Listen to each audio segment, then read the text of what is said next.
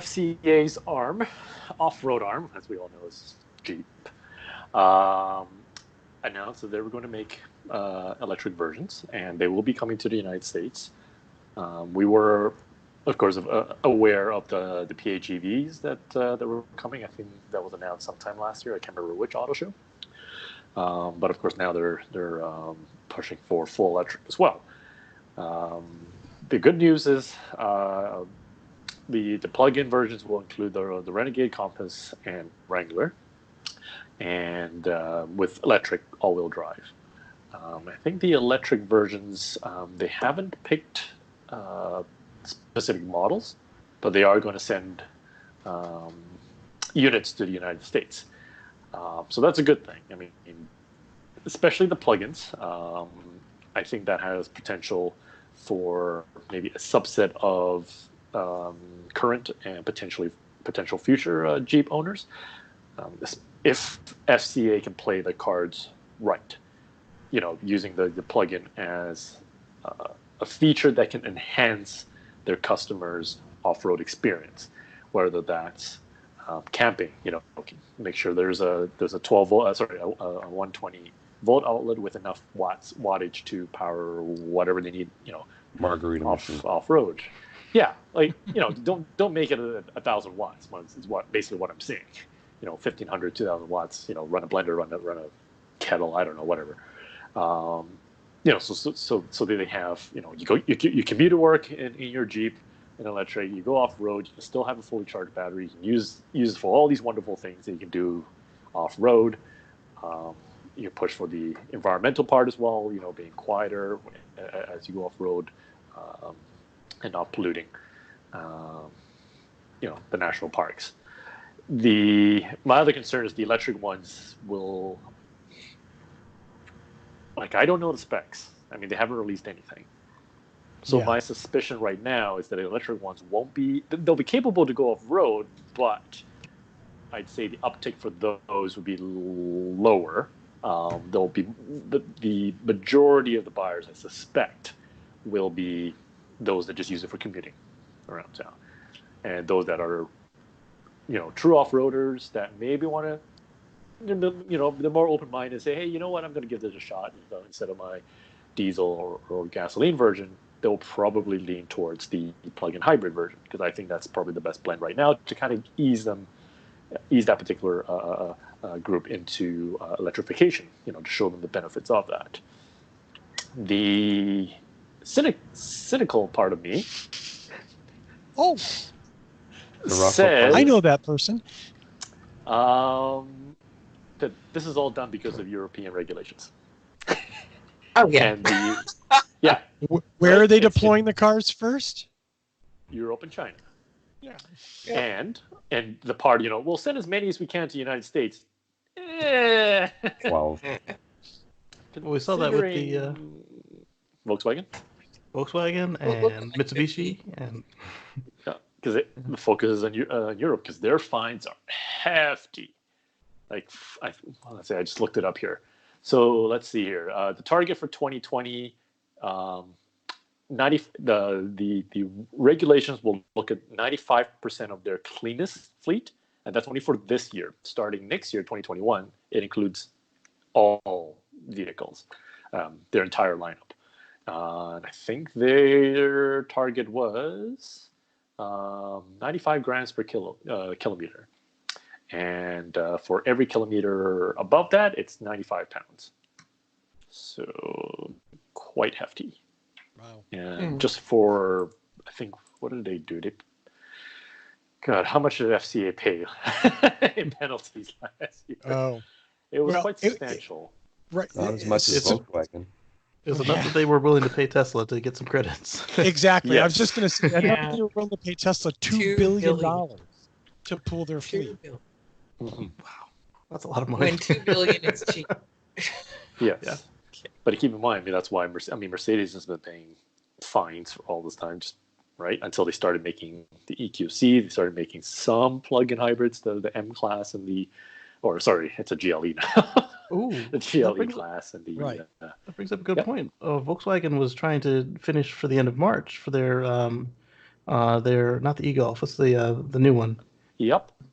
The e-Up, yeah. So did they make that with the health situation? And if not, So sorry, are you talking about the tiny little city car? Or are you talking the about one that brand had new the software problem, IQ? Oh, Yeah, no, that's the No, ID3. That's the ID3. ID3. Yeah.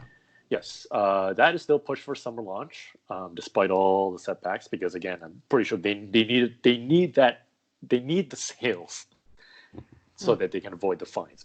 Yeah. That's there's an article that's circulating the internet about how Volkswagen is going to release them all at the same time. That's the reason why. Yeah. Right. They But got to get them out. the whole plan was that they were critical to get some milestone at the end of March. And Yeah, they didn't get it done, so they're gonna Okay. have to push it into the next quarter. ooh, that's expensive. Yeah. Going to be a great quarter to sell a brand new car, huh? Yep. Yeah. Oh, That too. yeah. I mean, they've Timing. extended the e-golf production, right? They've Oh, continued. they did extend that. Yeah, I heard that. Yeah. So Just- that's probably to lessen the blow. Lessen the blow, and since people are buying it, it's like, sure. Like, what else are you gonna do? Your ID3 I gotta isn't say ready, though, so I'm kind of excited about the whole idea of electric Jeeps. I mean, Yeah. Mhm. it's one of those things that I think the electric car market has been truly missing. That, especially a brand that's got this adventurous, outdoorsy brand identity. Yeah. I mean, you're either a Prius driver, so it's the 2.5 kids and a middle class income, whether or not you have it. There's a stereotype. And this one is just very youthful, it's very energetic, whether or not it really is. And I'm kind of excited, although looking at the pictures, I wish it wasn't a big, giant American style car. It just seems yeah. huge. It'll be interesting to see how Jeep attacks these, because they're not the most aerodynamic vehicles. Yeah. But again, every manufacturer has their own little niche. Jeep has their off-road, and other companies can learn from what they've researched, what they've discovered in development of building off-road electric vehicles, right? Like, they can bring something to the car industry, right, from their research. So it's a good thing. Yeah, because Oh, right yeah. now the only choice we've got is Bollinger, and they're going to be different than the approach that Jeep would take. And Well, I'm sorry. Go ahead, Casey. well, I mean, like Bollinger One is a larger Hummer-sized vehicle, and I mean, like the front folds out so you can put a piece of lumber all the way through the vehicle. Versus Jeep, their identity is, oh, let's go out to a picnic in the woods, or let's go rock crawling. And I mean, Bollinger's trying to get that crowd, but they're also priced a lot higher than even this electric Jeep would be priced at. So I am curious to see how they attack this, especially since it's been so long since they first teased us with the plug-in Jeep. Like, it was back when the Renegade or the Liberty was launching. They're like, oh yeah, there'll be a plug-in, and then 10 years of nothing. Yeah. That's 2001. Yeah.